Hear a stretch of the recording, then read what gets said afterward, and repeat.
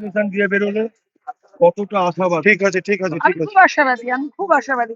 ওই জন্যই খুব খারাপ লাগছিল, ঠিক এত আছে। মানুষের সাড়া, এত মানুষের সায়।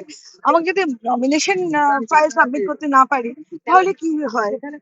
কিছুতেই যেতে দিচ্ছিল না। এবং পুলিশরা না আমাদের ললিপপ দেখানোর মতো একবার ব্যারিকেড খুলছে, একবার ব্যারিকেড বন্ধ করে দিচ্ছে, একবার খুলছে, একবার বন্ধ করে দিচ্ছে। শেষে আমি বললাম, আপনারা কি চান? আমি কি নমিনেশন ফাইল করতে পারবো না? আপনারা বলুন। আর অত্যন্ত রাগ হচ্ছিল। আর আমাদের এই শয়ে শয়ে কার্যকর্তারা, তারা রোদ্দুরে গলগল করে ঘামছে, কেউ বাস বা কেউ ওই ছোট হাতিতে, কেউ গাড়িতে, কেউ বাইকে, কেউ শুধু হাঁটছে।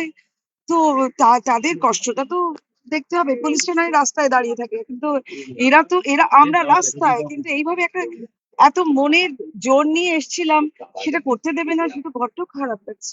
নমিনেশন জমা করলেন? দিদি নমিনেশন জমা করলেন? নমিনেশন জমা হয়ে গেল।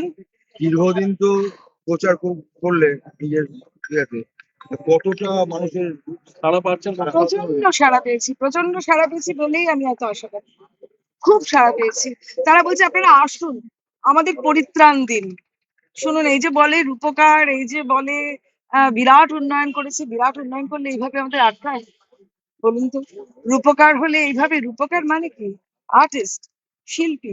সে শিল্প কি করেছে? সে তো মানে রেকর্ড সংখ্যক ওয়াটার বডি, মানে জলের পন্ড, জলের ইয়ে, সেগুলো তো একদম অর্ধমাক্ত হয়েছে। মানে আবর্জনা, সে আর তারপরে মদের বোতল সব সোদে সোদে দাঁড়িয়ে আছে। উন্নয়ন সব মদের বোতল, মানে খারাপ খারাপ গন্ধ, মানে ডেঙ্গু মশা, তার মধ্যে উন্নয়ন কি করে দাঁড়িয়ে থাকে আমার আইডিয়া নেই।